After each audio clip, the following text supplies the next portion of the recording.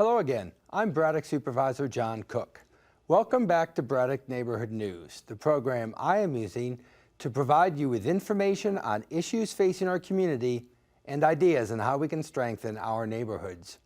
We are fortunate here in Fairfax County to have among the nation's best police and fire departments. I've recently been appointed to be the chairman of the Board of Supervisors Public Safety Committee with oversight over police, fire, 911, animal control, and emergency management. We will meet regularly to help shape how we can best serve the needs of our residents. Today on my show, I'm honored to have Chief Ed Rossler of the Fairfax County Police Department and Chief Richard Bowers from the Fairfax County Fire Department. Thank you both for joining me today. You're welcome. Chief Bowers, let's talk about the fire department. What are the primary things that you're working on? Well, Mr. Cook, one of the very first things that both our public safety agencies work on is trying to prevent the 911 call. So prevention and education is always on the forefront. We have a lot of outreach programs that we do. Response times. In our work in fire and rescue, response times are so critical. And then what we're also looking at is the 5-year public safety staffing plan that we have. And one more thing that has really surfaced as a result of the Affordable Health Care Act is what we term mobile integrated health care. And what that is simply is health care and wellness in the community. So a lot of the programs to prevent 911 call are implemented through this program, Mobile Integrated Health Care. We hope to be able to kick that off in a really high gear over the next 12 to 18 months. And the whole idea behind that is getting people the help that they need. It's not just that they have to go to an ER, but really getting in the help they need. And there's a lot of interesting stuff going on, and we're going to come back to that, sort of that changing nature of the fire department. Let's talk about the police department. Chief Rossler, what's kind of on your agenda right now? What are the top things that your department's dealing with? Well, our vision statement is to provide ethical leadership in the community through engagement, and that keyword's engagement. And to accomplish three primary objectives within that engagement piece. One is our mission is to prevent and fight crime with the community's help. Two is to increase the culture of safety, not only internally in the department, but out in the community, to value the sanctity of the preservation of a human life. And third is to keep pace with urbanization, because all of those present challenges to the law enforcement profession. So we're in a stage of re-engineering how we do our business in a community, and it's through community input, engagement at multiple levels to look at our policies, our procedures, our training, to make sure that we are in partnership with the community, that their police department is not only reflective on a diversity level, but reflective of a service level, what they expect of your police chief and your police department, and working closely with the Board of Supervisors to accomplish those three objectives. And within those, our mental health is a primary objective, to build capacity to deal with those that are having mental health episodes so that we can isolate, contain, and get treatment for those suffering episodes rather than take them to the jail. And also, it's our driving behavior, our response to other selected events, to where we could slow things down and try to isolate it, evacuate the area, contain the event to prevent harm to the community or to those that are the offenders, so we can resolve the situation without having to resort to a higher level of use of force. And those are significant challenges locally and nationally. They are. You know, we've got a whole lot going on. It's become almost cliche to say we're in a time of change, and we think of technological change and how much is happening there, but the nature of public safety work is changing so rapidly. Chief Bowers, you know, it wasn't that long ago where the fire department was about fires, and it still is, but now it's about a lot more medicine. You talk about mobile medicine and in the community. Tell us about, you know, what is being on the fire department going to look like 10 years from now, and how is that different from 10, 20 years ago? Supervisor Cook, you're absolutely right. It's completely different. With 38 years in the fire and EMS and rescue business, I've seen multiple changes over many decades. And we're poised right now and really involved in another one of those changes. One of the things that's so important for us as a county, as leadership, as well as the community to understand is the response environment is changing and has changed. And it's going to change again, to your point. One of the biggest challenges that we have is vertical ascent, when we have to go up in a high rise to tend to someone, whether it's a fire, a rescue, or an emergency medical incident. And what I see going forward is what I mentioned before about really getting into the community ahead of time so that we are poised to take care of certain types of emergencies ahead of time, as well as trying to make sure people get, as I said before, the right help. A lot of times, a lot of our personnel that we serve get caught in like a spin cycle. And we want to make sure that we're there ahead of time. We want to make sure that we're there all the time, but we most importantly want to get them the right help. I think that's the thing that's changing. As an all hazards fire department, that means we run fires, rescue, EMS, and special operations, such as a hazmat incident or a trench collapse of that nature. And as you know, one of the crown jewels of this county and this fire department is our USAR team, our Urban Search and Rescue Team, which is Virginia Task Force 1, which can respond domestically, internationally, and equally as important locally, because those assets and that training and that skill can be used here. You know, it's funny, one of the additional benefits of that, sometimes people ask us, they say, why are you sending your fire department overseas?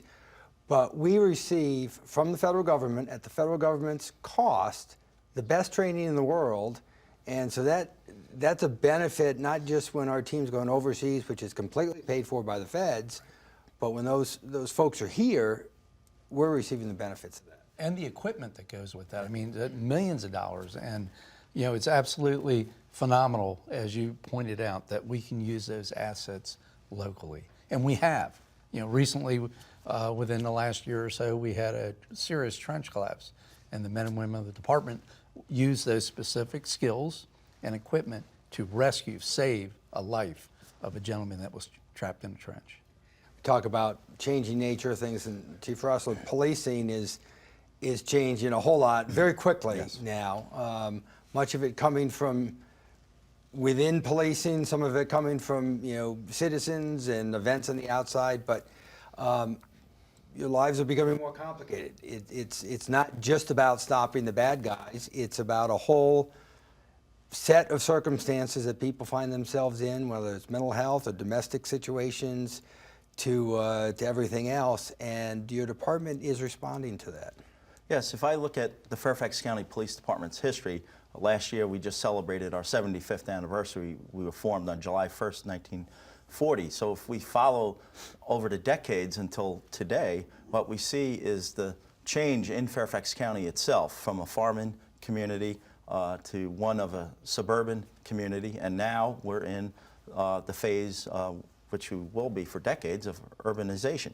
And that's the third prong of our vision statement. So when I started in the 1980s as a police officer, we were focused on fighting crime as the key mission, and locking up the bad people and preventing DWIs. Today, we are the tip of the spear of anybody that's in crisis as a public safety agency. It's that 911 call that comes in. Police are expected to do more, not just related to crime. So we're the conduit for all the other county agencies and federal agencies to solve problems in the neighborhood. And in the 1980s, we started to delve into community policing. But now we're into all types of elements. And as the fire chief talked about the changes in the fire department, from not just putting out fires, we have to work together as a public safety agency. So if we looked at mental health for an example, it's that 911 call. When that comes in, it's both police and fire that are generally involved in these items. And for the two of us as an agency to train and work together from recruit school to in-service training of how to deal with the mental health issue. It's also on domestic violence that we work together. And across the nation, some of the events of active shooters, we train well together from recruits to in-service, of how we respond together as a team to these specific events to triage the event and hopefully end it safely. And so the integration of public safety is a big game changer for the decades ahead.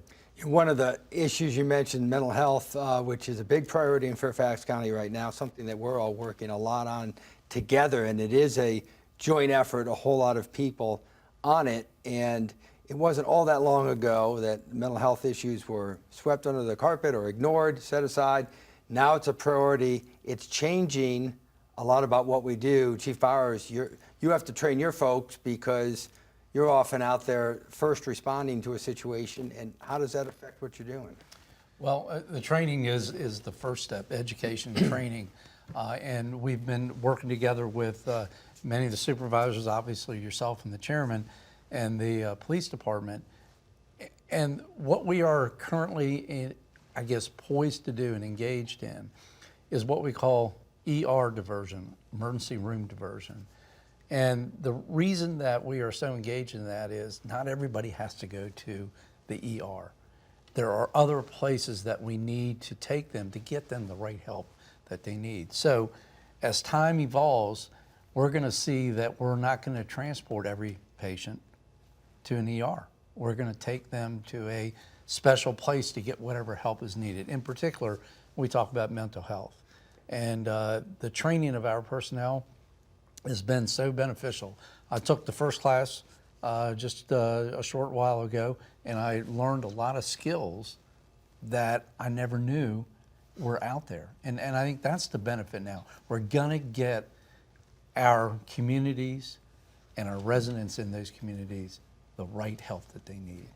And Chief Rossler, the same for the police. The number of calls or incidents that the police respond to that have to do with mental health far outnumber the number of shooters, the number of gang attacks. It's really a large percentage of the work that you're doing. Yeah, and you're correct. A great majority of our calls for service are mental health related. And when we specifically look at the use of force over the last decade, officer-involved shootings in particular, the majority involve mental health issues. So the training that we are embarking upon and have been doing since '06, but increasing capacity, and I appreciate your leadership on this issue because until many months ago, officers would have to take those suffering mental health episodes to places like Petersburg or Norfolk for bed space. So it's a statewide issue, it's a national issue, but through Diversion First, we've been able to secure extra bed space in the local jurisdictions around the area, and also the stand-up of the Merrifield Center as a drop-off center that we've partnered with all the other county agencies collectively through your leadership and the board's leadership to get the officers to have a diversion location to get mental health treatment and get the officers back into service, back on the streets so they could focus on other public safety priorities in service to the community. And of special note, the advocate groups in the community for mental health have been a terrific force to make this happen. And that's that key in our vision statement as a police department, engagement. Boy, have they engaged with us to make this a success. We have a lot of work ahead for years to come, but we're off to a great start. You know, that engagement, you've both referenced it, and maybe this is a good time to talk in a little more detail about it. You've talked about prevention, you talk about the community work that you do in all areas of public safety. What we do not do in Fairfax County is sort of wait for our public safety personnel to do it all. As great as you guys all are, you're doing so much working with the community, whether it's Neighborhood Watch, CERT, other types of work, the safety programs that the fire department does. Talk about how important that is, that it's the county that is really working on public safety, not just the fire department and the police department. And that philosophy is, I think, the key to our success. We all have in our positions, Supervisor Cook, as you know, the responsibility to protect life, property, and the environment. And the education and outreach is so critically important. One of the things that we have done over the past couple of years, just simple outreach programs for children, like school supplies and things of that nature, coats for children, et cetera. And we do it because we want to get ahead of the 911 call. And then, of course, preventing the 911 call. One of the things that the Fire and Rescue Department does every Saturday afternoon, all the stations and the men and women on duty are out in the neighborhoods, knocking on doors, checking smoke alarms to make sure everyone has a working smoke alarm. We do that, quote, free. We do it because it's what the county is here for. We want the citizens and the residents to be safe. And that's one of the things, and unfortunately, I'm not happy to be able to tell you this, but about 60% of our residential homes here in Fairfax County do not have a working smoke alarm. And as the fire chief, and I know as a supervisor and the police chief, anything of that nature in which there's a potential for a loss of life is unacceptable. Our mission on Saturday afternoon is to try to reduce the number of fire deaths here in Fairfax County by making sure every residential home has a working smoke alarm. And it's been tremendously successful so far. We have 6 documented cases where our firefighters and paramedics out on Saturday afternoon have put a working smoke alarm into someone's home, and subsequently, unfortunately in 6 cases, a fire occurred. But what's very important to get out of this, those people that were home when that fire occurred got out safely because of that smoke alarm the firefighters and paramedics installed. Prevention is so key, and that's a theme of life. We know it in healthcare. Yes, we have to take care of people who get sick, but boy, if you can prevent from getting sick, that's better. You see it in fire, certainly in policing. Right. And actually, policing's been about that for a long time, and our department does so much work with the community on crime prevention, and citizens are a key part of that. And we are a certified crime prevention community, one of a few large jurisdictions in the United States. We're among the top 50 in size in jurisdictions in the United States among the major cities. And we are so proud that we have the lowest crime rate per community member in the United States of America. And we're about 400 square miles, which is a relative same square mileage as New York City, if you put it in perspective. We have a little over 1.2 million community members who reside here. And we as a police department don't jump for joy for having the lowest crime rate because there's still crime. And when I look at crimes such as larcenies, which is a crime of opportunity, the prevention aspect through engagement is to lock your doors on your house, close your garage door, close your car doors in the driveway or out on the street. Unfortunately, many people feel really safe in Fairfax County and don't lock doors because they feel secure, because it is a great county. But larcenies are our #1 crime of opportunity. And when we compare ourselves to the region, DC included, we have over 2,400 larceny events almost every year. But what's spectacular, because of engagement and the prevention environment, neighborhood watch, citizen advisory, and the list of programs go on, we have eyes and ears of community members calling in suspicious activity. And we have over 4,000 arrests every year for larcenies, which is double what the District of Columbia has. And that says a lot. And I praise the community for being involved. We are a success in the crime business, having the lowest crime rate, because we have a great school system, we have great county leadership, great county agencies, and best of all, we have engagement of community members that care about their county. I remember even 10 years ago when I was Civic Association president, if we wanted a good crowd for the meeting, we had the community policing officer come in and talk about crime prevention, because people care about it. People sign up for neighborhood watch. They do all those things. And it is funny, not in a funny way, but that people who say, well, it's a safe community, I don't need to lock my door. It's the reverse. It's because I locked my door, we're a safe community. Right. And I got to remind people, car doors especially, we have a lot of people walk down the street and try car doors, and you lock your door and you won't be the one that'll have a crime occur. And what's most impressive over the last about 18 months, our presence as a police department on social media has just gone through the roof, and that's really the next level of engagement that we're journeying on, is to increase that presence, because the social media aspect of crime prevention is really paying off for us. Yeah, it's communication, and communication, we're all trying to keep up with changes in the communication, and social media is really, the way to go with that. So we'll continue to change as things go along. I thought that we should jump completely to the other side of things, and that's the real serious stuff, because when something really bad happens, we look to police and fire to help us. And in the Washington region, we're always thinking about terrorism. We're always thinking about the big bad thing we hope doesn't happen. But you guys are very prepared for that if it does happen. We've had 9/11. We know that we're potentially in the crosshairs. Let's talk about the fire department and your work with other jurisdictions and just with your membership in the community and in preparing for what we hope doesn't happen.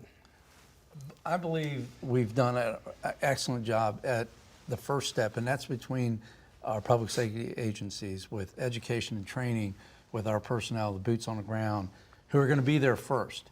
And that building that relationship, but also what's so critically important, Supervisor Cook, is the fact that we have operational guidelines that both the police department and fire and rescue personnel work together on, so that it's a choreographed event or incident that on the short end, we're all in this together. On the long end, we're saving lives.